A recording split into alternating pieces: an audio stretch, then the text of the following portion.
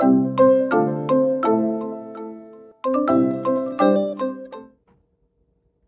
we are Sam and Emily. This is our puppy Boomer, who you may hear running around in the background. But today we are going to be reading Genesis chapters 41 through 45. So, join us for our journey. Watch our very first video if you have not, and everything will make a little bit more sense. Alright, Sam is going to start with chapter 41. Chapter 41. Genesis 41 in the NIV. Niv. The Nib. Alright, Joseph is placed in charge of Egypt. Alright. When 2 full years had passed, Pharaoh had a dream. He was standing by the Nile when out of the river there came up 7 crows, sleek and fat, and they grazed among the reeds. After them, 7 other cows. Oh, I said crows, I think. You did say crows. So, when out of the river came up 7 cows. The cows were sleek and fat. I was like, wow, a sleek and fat crow. Sleek crow, but also fat crow. No, so cow. It was a cow. Cow. It came up out of the river. It was fat. And they were pretty sleek. And they grazed among the reeds. After them, 7 other cows, ugly and gaunt, came up out of the Nile and stood beside those on the riverbank. And the cows that were ugly and gaunt ate up the 7 sleek fat cows. Wow. Then Pharaoh woke up. He fell asleep again and had a second dream. 7 heads of grain, healthy and good, were growing on a single stalk. After them, 7 other heads of grain sprouted, thin and scorched by the east wind. The thin heads of grain swallowed up the 7 healthy full heads. Then Pharaoh woke up. It had been a dream. In the morning his mind was troubled, so he sent for all the magicians and wise men of Egypt. Pharaoh told them his dreams, but no one could interpret them for him. Same. Yep. Then the chief cupbearer said to Pharaoh, "Today I am reminded of my shortcomings."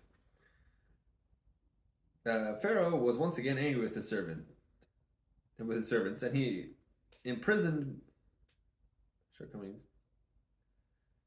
Wait a minute, okay. This is all what the cupbearer said.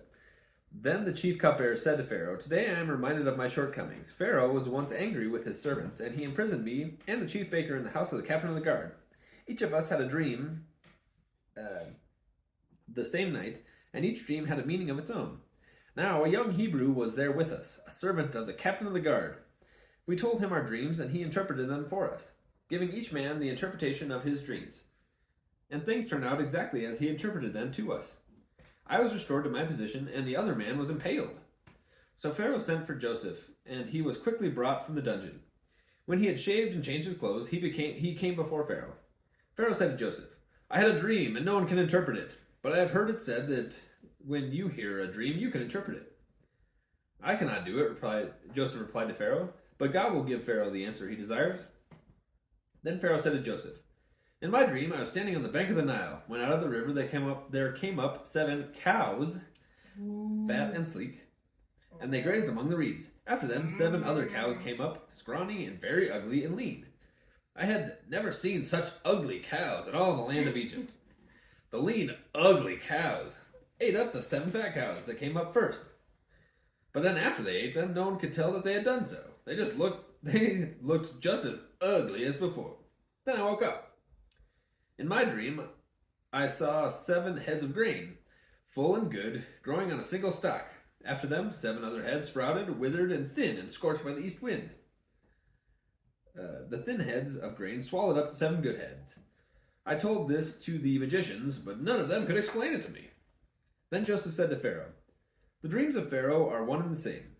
God has revealed to Pharaoh what he is about to do.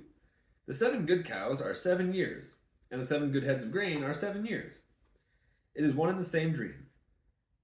The 7 lean, ugly cows that came up afterwards are 7 years, and so are the 7 worthless heads of grain scorched by the east wind. They are 7 years of famine.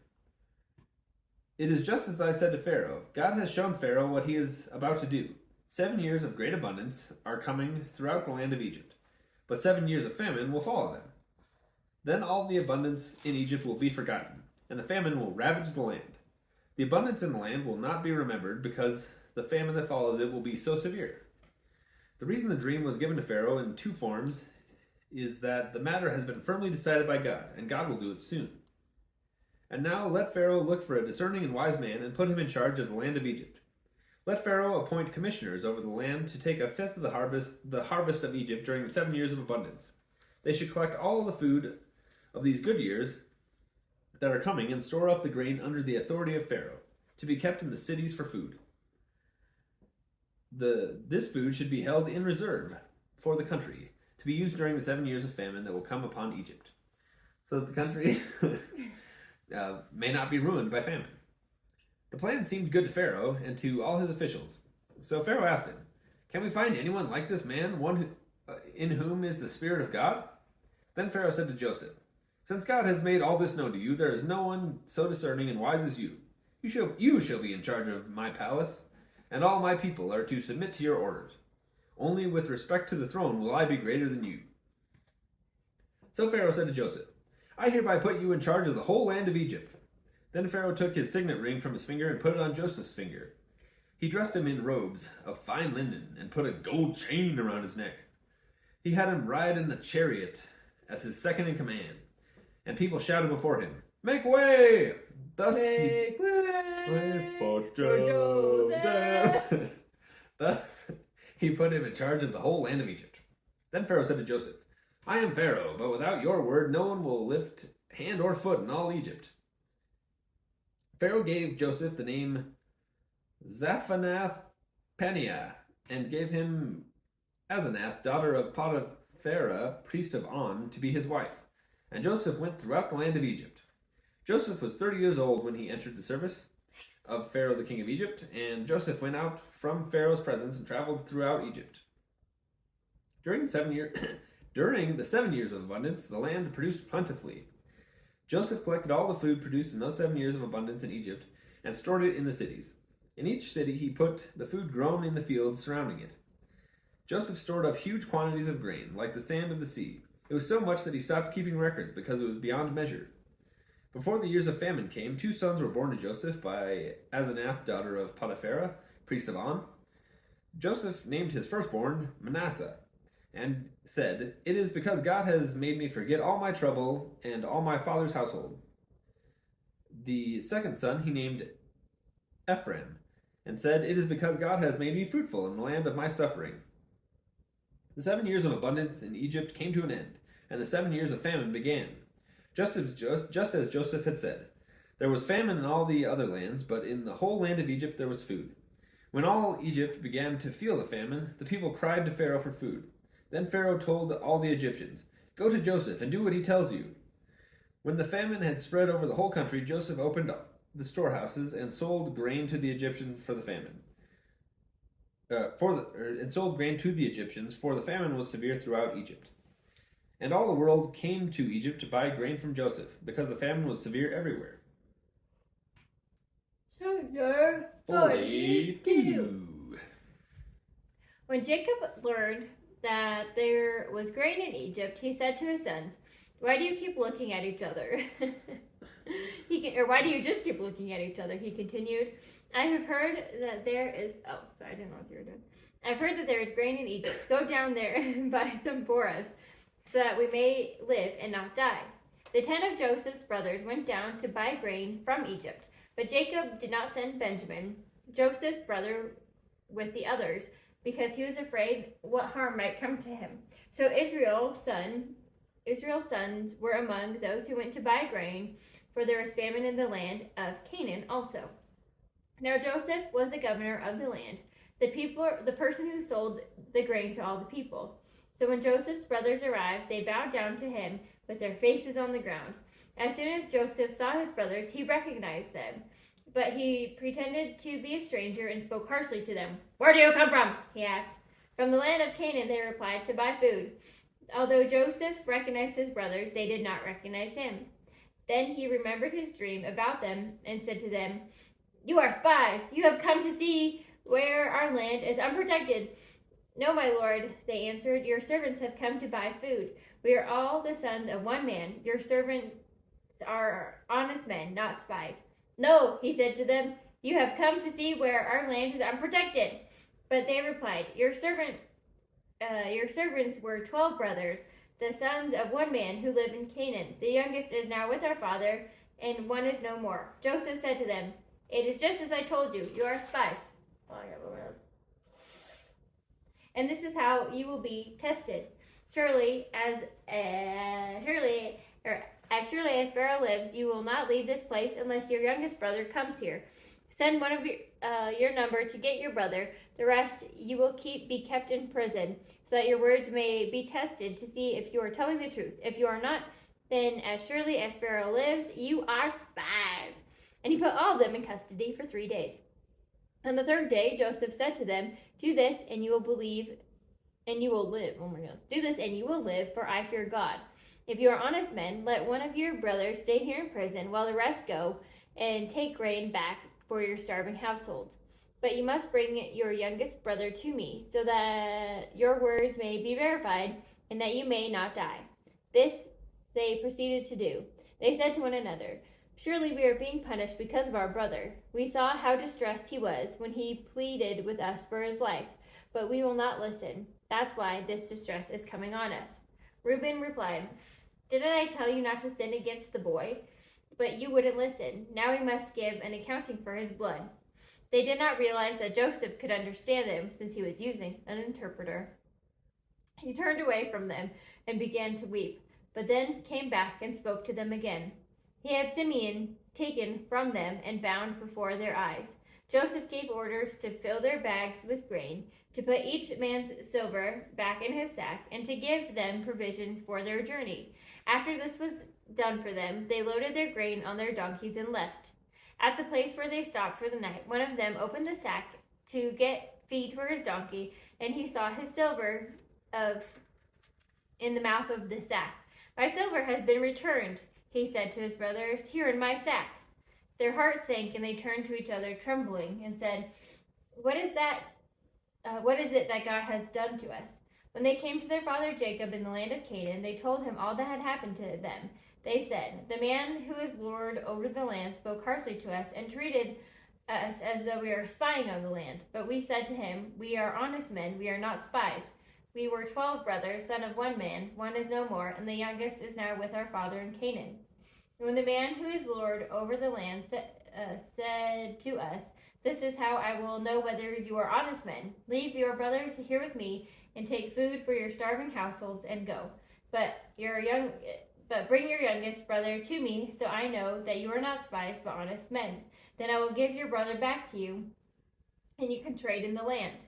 As they were emptying their sacks, there in each man's sack was a pouch of silver. When they and their father saw the money in the pouches, they were frightened. Their father Jacob said to them, 'You have deprived me of my children. Joseph is no more, and Simeon is no more. Now you want to take Benjamin? Everything is against me.' Then Reuben said to his father, 'You may put both my sons to death if I do not bring him back to you. Entrust him to my care, and I will bring him back.' But Jacob said, 'My son will not go down there with you. His brother is dead, and he is the only one left. If harm comes to him on the journey you are taking, you will bring my gray head down into the grave in sorrow.'" Chapter 43. Now the famine was still severe in the land. So when they had eaten all the grain they had brought from Egypt, their father said to them, "Go back and buy us a little more food." But Judah said to him, "The man warned us solemnly, 'You will not see my face again unless your brother is with you.' If you will send our brother along with us, we will go down and buy food for you. But if you will not send him, we will not go down, because the man said to us, 'You will not see my face again unless your brother is with you.' Israel said, 'Why did you bring this trouble on me by telling the man you had another brother?' They replied, 'The man questioned us closely about ourselves and our family. 'Is your father still living?' he asked us. 'Do you have another brother?' We simply answered his questions. How are we to know he would say, 'Bring your brother down here'? Bring your brother down Bring here. your brother down here." Then Judah said to Israel his father, "Send the boy along with me, and we will go at once, so that we and you and our children may live and not die. I myself will guarantee his safety. You can hold me personally responsible for him. If I do not bring him back to you and set him here before you, I will bear the blame before you all my life. As it is, if we had not delayed, we could have gone and returned twice." Then their father Israel said to them, "If it must be, then do this. Put some of the best products of the land in your bags, and take them down to the man as a gift. A little balm and a little honey, some spices, and myrrh, some pistachio nuts and almonds. Take double the amount of silver with you, for you must return the silver that was put back into the mouths of your sacks. Perhaps it was a mistake. Take your brother also and go back to the man at once.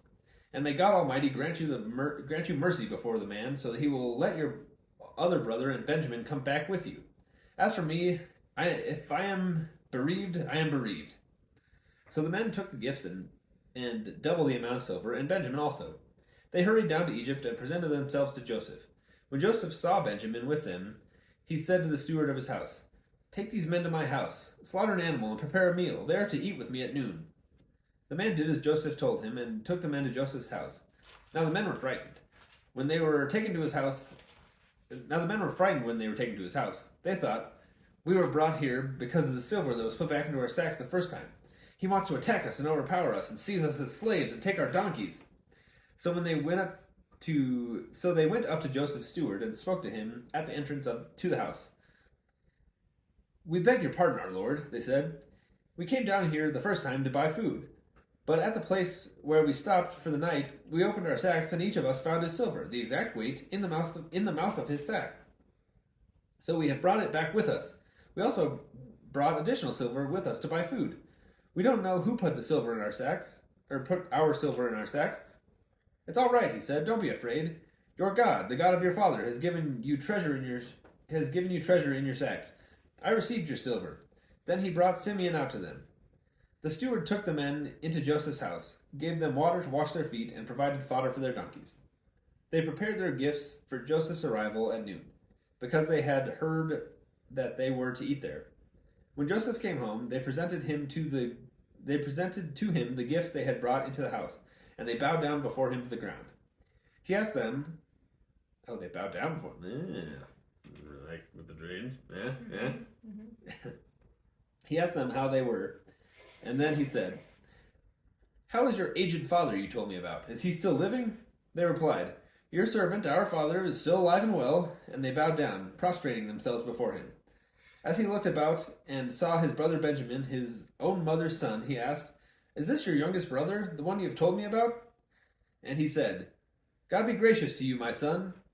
Deeply moved at the sight of his brother, Joseph hurried out and looked for a place to weep. He went into his private room and wept there. And after he had washed his face, he came out and, controlling himself, said, "Serve the food." They served him by himself, the brothers by themselves, and the Egyptians who ate with him by themselves, because Egyptians could not eat with Hebrews, for that is detestable to Egyptians. The men had been seated before him in order of their ages, from the firstborn to the youngest, and they looked at each other in astonishment. When their portions were served to them from Joseph's table, Benjamin's portion was 5 times as much as anyone else's. So they feasted and drank freely with him. Chapter 44. Now Joseph gave these instructions to the steward of his house. Fill the men's sack with as much food as they can carry, and put each man's silver in the mouth of his sack. Then put my cup, the silver one, in the mouth of the youngest one's sack, along with the silver for his grain. And he did as Joseph said. As morning dawned, the men were sent on their way with their donkeys.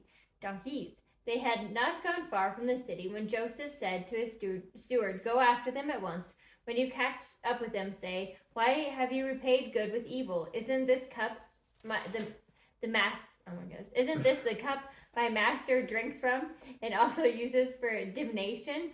This is a wicked thing you have done.' When he caught up with them, he repeated these words to them. But they said to him, 'Why does my lord say such a thing? Far be it from your servants to do anything like that. We even brought back to you from the land of Canaan the silver we found inside the mouths of our sacks. Why would we steal silver or gold from your master's house? If any of your servants is found to have it, he will die, and the rest of us will become my lord's slaves.' 'Very well, then,' he said, 'let it be as you say. Whoever is found to have it will become my slave, and the rest of you will be free from blame.' Each of them lowered his sack to the ground and opened it. Then the steward proceeded to search, beginning with the oldest and ending with the youngest, and the cup was found in Benjamin's sack. At this they tore their clothes. Then they all loaded their donkeys and returned to the city. Joseph was still in the house when Judah and his brothers came in, and they threw themselves to the ground before him. Joseph said to them, "What is this you have done?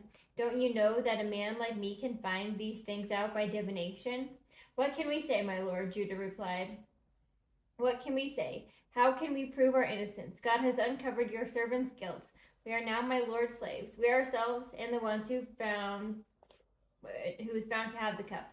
But Joseph said, "Far be it from me to do such a thing. Only the man who is found to have the cup will become my slave.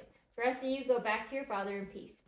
Then Judah went up to him and said, "Pardon your servant, my lord. Let me speak a word with my lord. Do not be angry with your servant, though you are equal to Pharaoh himself." My lord asked his servants, "Do you have a father or a brother?" And we answered, "We have an aged father, and there is a young son born to him in his old age. His brother is dead. He is the only one of my mother's sons left, and his father loves him." Then you said to your servants, "Bring him down here so that I can see him for myself." And we said to my lord, "The boy cannot leave his father. If he leaves him, the father will die." But you told your servants, "Unless your youngest brother comes down with you, you will not see my face again." When we went back to your servant, my father, we told him what my lord had said. Then our father said, "Go back and buy a little more food." But we said, "We cannot go, only if our youngest brother with us we go." Did I read that wrong? Turn the page there. Sorry. We cannot see the man's face unless your youngest brother is with us. Your servant, my father, said to us, "You know that my wife bore me 2 sons. One of them went away from me, and I said, 'He has surely been torn to pieces,' and I have not seen him since. If you take one from me too, and harm comes to him, you will bring my gray head down to my grave in misery. So now, if the boy is not with us when I go back to your servant, my father, and if my father, whose life is closely bound up with the boy's life, sees the boy isn't there, he will die. Your servant will bring the gray head of our father down into the grave in sorrow. Your servant guaranteed the boy's safety to my father. Your servant guaranteed the boy's safety to my father. I said, if I do not bring him back, I will bear the blame before you, my father, all my life. Now then, please let your servant remain here as my lord's slave in the place of the boy, and let the boy return with his brothers. How can I go back to my father if the boy is not with me? No, do not let me see the misery that would come on my father." Chapter 45. So, last one. Woo! Whoop. Then Joseph could no longer control himself before all his attendants, and he cried out, No! "Ah! Have everyone leave my presence!" So there was no one with Joseph when he made himself known to his brothers. And he wept so loudly that the Egyptians heard him, and Pharaoh's household heard about it. Little gossipers there. Weeping. He cried really loud. Joseph said to his brothers, "I am Joseph! Is my father still living?" But his brothers were not able to answer him, because they were terrified at his presence. Then Joseph said to his brothers, "Come close to me." When they had done so, he said, "I am your brother Joseph, the one you sold into Egypt. And now do not be distressed, and do not be angry with yourselves for selling me here, because it was to save lives that God sent me ahead of you. For 2 years now there has been famine in the land, and for the next 5 years there will be no plowing and reaping. But God sent me ahead of you to preserve for you a remnant on earth, and to save your lives by a great deliverance.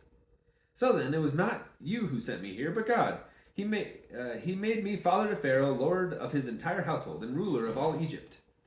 Now hurry back to my father and say to him, 'This is what your son Joseph says. God has made me lord of all Egypt. Come down to me. Don't delay. You shall live in the region of Goshen and be near me. You, your children and grandchildren, your flocks and herds, and all you have. I will provide for you there, because 5 years of famine are still to come. Otherwise, you and your household and all who belong to you will become destitute. You can see for yourselves, and so can my brother Benjamin, that it is really I who am speaking to you. Tell my father about the honor accorded me in Egypt, and about everything you have seen, and bring my father down here quickly.' Then he threw his arms around his brother Benjamin and wept, and Benjamin embraced him, weeping. And he kissed all his brothers and wept over them, after his brothers talked with him. When the news reached Pharaoh's palace that Joseph's brothers had come, Pharaoh and all his officials were pleased. Pharaoh said to Joseph, "Tell your brothers, do this. Load your animals and return to the land of Canaan, and bring your father and your families back to me. I will give you the best of the land of Egypt, and you can enjoy the fat of the land." You are also directed to tell them, "Do this. Take some carts from Egypt for your children and your wives, and get your father and come. Never mind about your belongings, because the best of all Egypt will be yours." So the sons of Israel did this. Joseph gave them carts, as Pharaoh had commanded, and he also gave them provisions for their journey. To each of them he gave new clothing, but to Benjamin he gave 300 shekels of silver and 5 sets of clothes. And this is what he sent to his father: 10 donkeys loaded with the best things of Egypt, and 10 female donkeys loaded with grain and bread and other provisions for his journey. Then he sent his brothers away, and as they were leaving, he said to them, "Don't quarrel on the way." So they went up out of Egypt and came to their father Jacob in the land of Canaan. They told him, "Joseph is still alive. In fact, he is ruler of all Egypt." Jacob was stunned. He did not believe them. But when they told him everything Joseph had said to them, and when he saw the carts Joseph had sent to carry him back, the spirit of their father Jacob revived. And Israel said, "I'm convinced my son Joseph is still alive. I will go and see him before I die." Woo! Woo! Thanks for reading with us, chapters 41 through 45 in Genesis. See you next time.